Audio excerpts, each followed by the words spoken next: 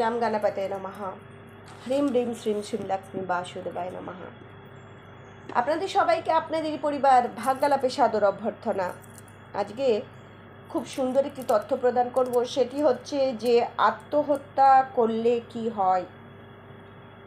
আত্মহত্যা করলে আমাদের শাস্ত্রে কি মর্মান্তিক দৃশ্য বর্ণনা করা আছে, আপনি অবাক হয়ে যাবেন। প্রচুর প্রচুর শেয়ার করুন, কেননা কেউ যেন জীবনে কোনোদিনও আত্মহত্যা না করে। আত্মহত্যা মহাপাপ আমাদের শাস্ত্রে বর্ণনা করা আছে, সেই সম্পর্কে আপনাদেরকে জানাবো। তার আগে চ্যানেলটিকে সাবস্ক্রাইব করে পাশে থাকা বেল আইকনটি ক্লিক করবেন। আমাদের ভিডিও ভালো লাগলে লাইক করবেন, শেয়ার করবেন, ভিডিওটি অবশ্যই শেষ পর্যন্ত দেখবেন।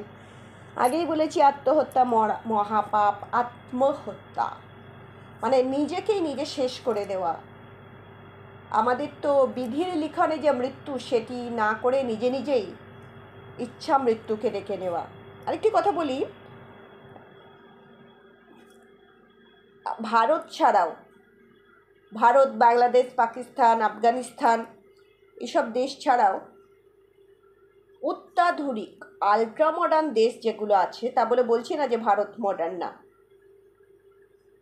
ভারত আধ্যাত্মিক গুরুর দেশ। তারা যা করে আধ্যাত্মিকতার উন্মেষের জন্যই করে। পৃথিবীর সমস্ত দেশ এই আধ্যাত্মিক গুরুর দেশের থেকেই শিক্ষা নেয়। শিক্ষা দিয়ে তারা সব কিছু শেখে এবং নিজেদের জীবনে অ্যাপ্লাই করে। তারপরে যদি তারা বলে যে এটা আমাদের, আমরাই এর আবিষ্কার করেছি, সেটা অন্য ব্যাপার, সেই প্রসঙ্গে কথা বলবো না। আয়ুর্বেদ বলুন বা আধ্যাত্মিক জগতের সমস্ত কিছুই কিন্তু এই ভারত থেকেই সবাই শিখেছে এবং এখনও শিখছে। তাই আমেরিকা বা লন্ডনে ইচ্ছা মৃত্যু আছে, আরও অন্যান্য দেশে আছে হয়তো। সেই আমেরিকা বা লন্ডনে ইচ্ছা মৃত্যু আছে, বা যেই সব দেশে ইচ্ছা মৃত্যু আছে, সেটাও কিন্তু আত্মহত্যার সম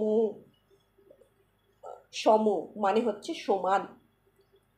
আমাদের শাস্ত্রে কি বলা আছে দেখুন, বলা আছে যে আত্মহত্যা করে যদি কেউ মারা যায়, তার অন্ত্যেষ্টিক্রিয়া করা যায় না। ঠিক শুনছেন, বলবেন এতটা নিষ্ঠুর? হ্যাঁ, কতটা নিষ্ঠুরের কারণটা দেখুন, যাতে কেউ এই ভয়াবহ দৃশ্য অনুমান করে, কল্পনা করে আত্মহত্যা না করে। মানছি, যে আত্মহত্যা করে সে শখে করে না। কেউ কেউ খেলার ছলে করে, কেউ রিল করতে গিয়েও করে আত্মহত্যা, কেউ খেলার ছলে করে, বা কেউ কি করে কারোর সাথে চ্যালেঞ্জ করেও করে। সে যেভাবেই করুক না কেন, মানুষ কিন্তু খুব কষ্টে না পড়লে নিজেকে শেষ করে দেওয়ার ইচ্ছাটা প্রকাশ করে না। কিন্তু এই ইচ্ছাটা প্রকাশ করা মহাপাপ। এইটা আমাদের আমরা সবসময় এটা মনে রাখতে হবে যে আমরা জীবন যুদ্ধে, জীবন একটি মঞ্চ, সেই মঞ্চে আমরা অভিনয় করছি। আমাদের অভিনয়টা সুন্দরভাবে করতে হবে। যে যে রোল পেয়েছি, সেই রোলটাকে, সেই চরিত্রটাকে ভালোভাবে ফুটিয়ে তোলা উচিত। যখন আমাদের চরিত্র শেষ হয়ে যাবে, অভিনয় শেষ হয়ে যাবে, আমরা জীবন থেকে চলে যাব, তার আগে কিন্তু আমরা রিটায়ার করব না। যত কষ্ট হোক, আমাদেরকে কিন্তু কি করতে হবে, মনে রাখতে হবে চক্রবৎ পরিবর্তন্তে সুখানি চ দুঃখানি চ। চক্রের মতন আবর্তিত হয় সুখ এবং দুঃখ, দুঃখের পরে সুখ, সুখের পর দুঃখ।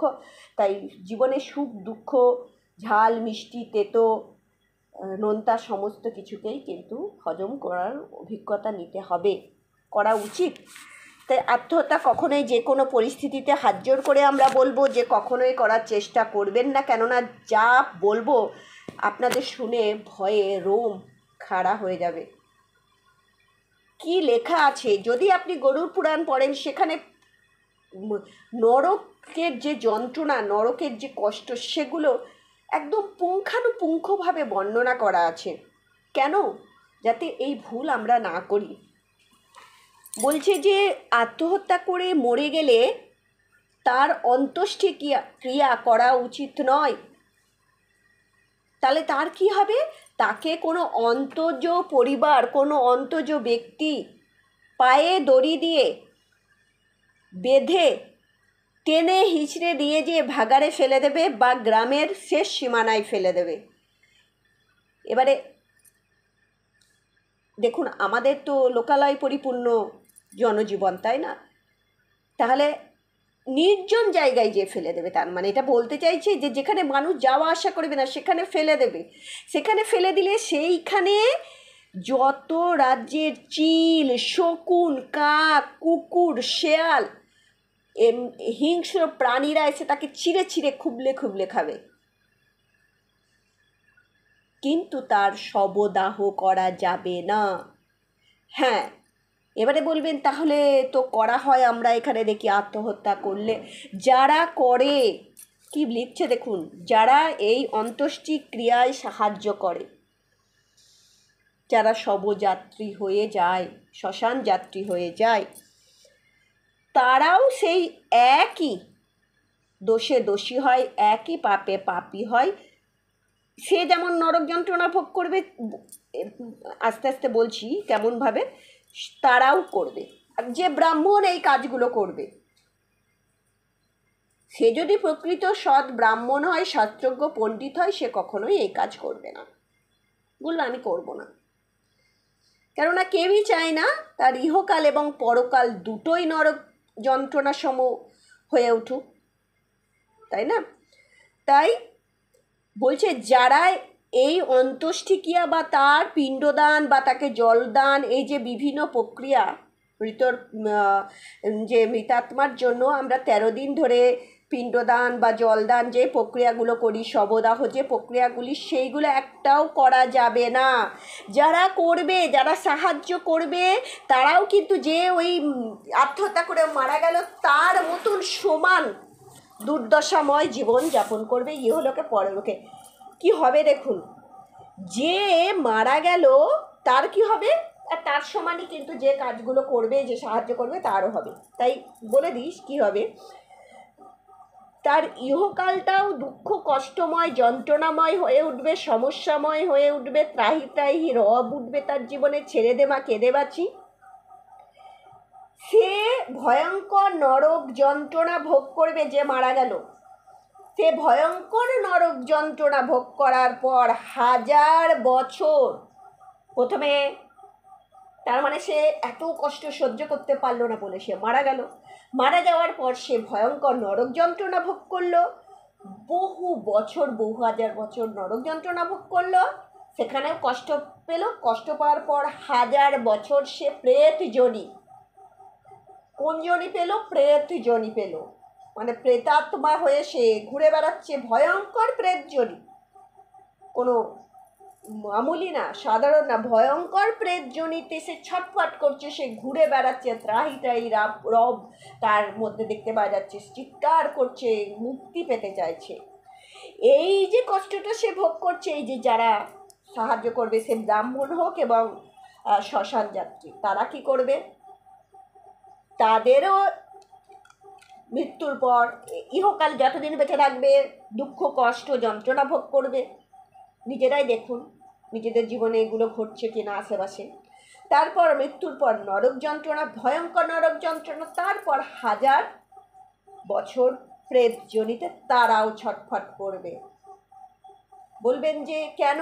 সাহায্য করেছে বলে, শাস্ত্র তো বলেছে যে এই সব করা যাবে না, তার বিরুদ্ধে, শাস্ত্রর বিরুদ্ধে যে কাজ করবে তার তো অপরাধ হবে। তাহলে আত্মহত্যা করাটা কতটা কষ্টকর এবং নিন্দনীয় সেটি নিশ্চয়ই বুঝতে পারলেন। প্রচুর শেয়ার করুন, কারণ মনে যেন এই চিন্তাও কখনো না আসে যে আত্মহত্যা করব, কেননা সে ভগবৎ অপরাধী হয়ে যায়। তাই কখনোই কিন্তু এই কাজটি করবেন না। আপনাদের সবার মনে সুবুদ্ধি আসুক, ঈশ্বর চিন্তায় আপনারা বিলীন হয়ে যান, এ কামনাই করি। ভালো থাকবেন, হরি ওম।